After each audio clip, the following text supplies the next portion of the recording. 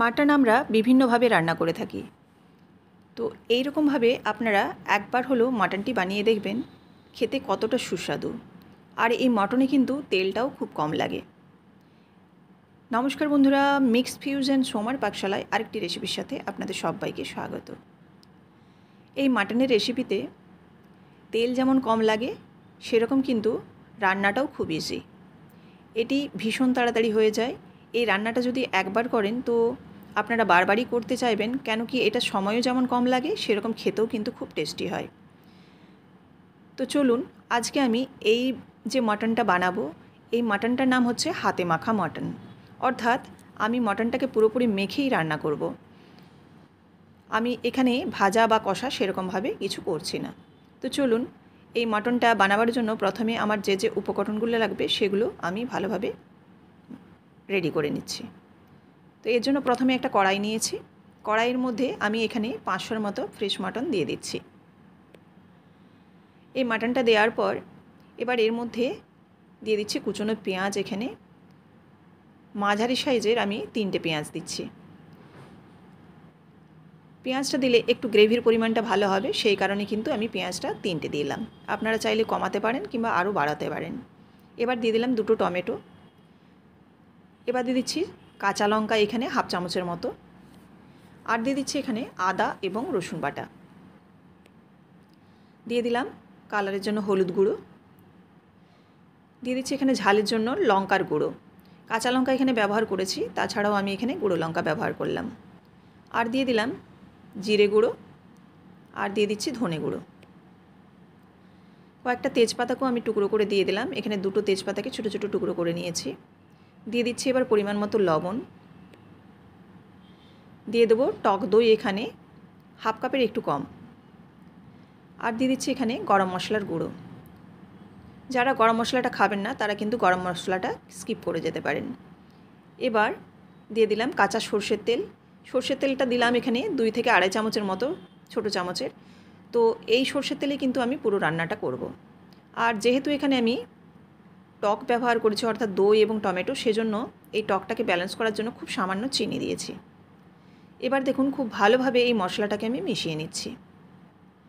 এই মাখানোটা কিন্তু ভীষণ ভালোভাবে করতে হবে, যেন প্রত্যেকটি মাংসের গায়ে মশলাটি ভালোভাবে লেগে যায়।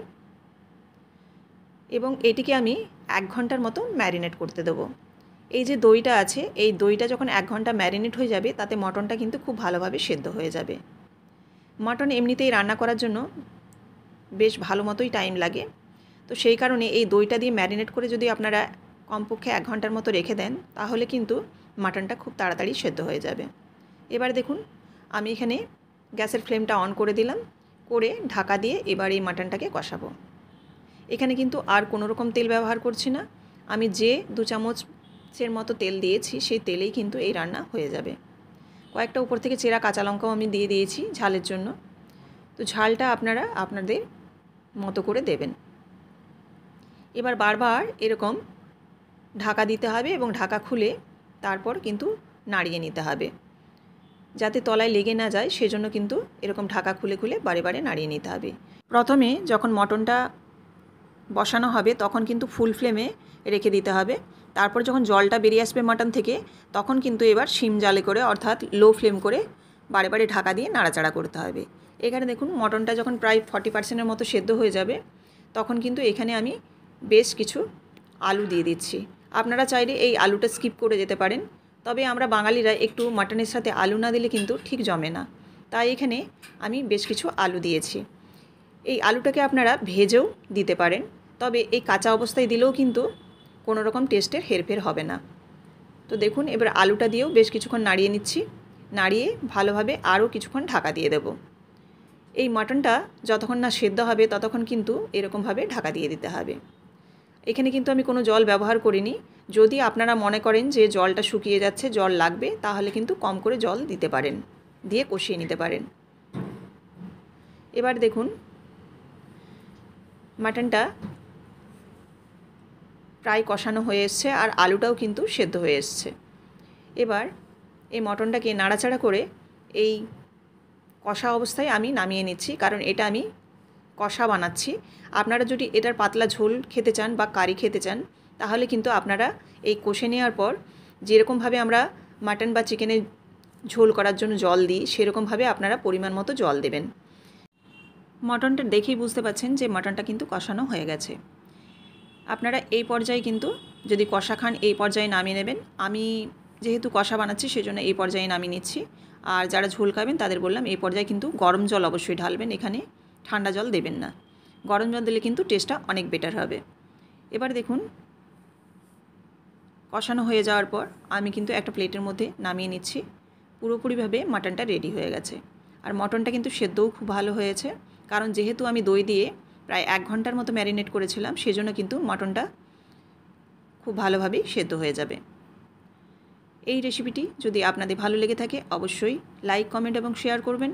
আর এইরকমই বিভিন্ন ধরনের রেসিপি পাওয়ার জন্য অবশ্যই চ্যানেলটিকে সাবস্ক্রাইব করে বেল বাটনটি প্রেস করে দেবেন, যাতে আমার সমস্ত রান্নার নোটিফিকেশান আপনাদের কাছে সবার আগে পৌঁছে যায়। দেখুন কতটা সুন্দর হয়েছে, আর খেতেও কিন্তু এটা অপূর্ব হয়। কালারটা ভীষণ ভালো এসছে, কারণ এখানে টমেটো পড়েছে। তাছাড়াও আমি একটু গুঁড়ো লঙ্কা ব্যবহার করেছিলাম, সেই লঙ্কার জন্য কিন্তু হালকা কালার এসছে। আর এরকমভাবে কষিয়ে রান্না করলে কিন্তু কালারটা ভীষণ ভালো আসে। তো আপনারাও কিন্তু অবশ্যই একবার হলেও এই রেসিপিটি ট্রাই করে দেখতে পারেন। ভীষণই ভালো খেতে হয় এবং তেল এতটাই কম লাগে যে আপনারা বারবার কিন্তু এরকমভাবেই মটনটি বানাতে চাইবেন। যারা একটু তেল মশলা কম খেতে পছন্দ করেন তারা কিন্তু এইভাবে অবশ্যই মাটনটি একবার হলেও ট্রাই করার অনুরোধ রইল। আবারও আপনাদের সাথে দেখা হচ্ছে নেক্সট রেসিপিতে। সবাই ভালো থাকবেন। ধন্যবাদ।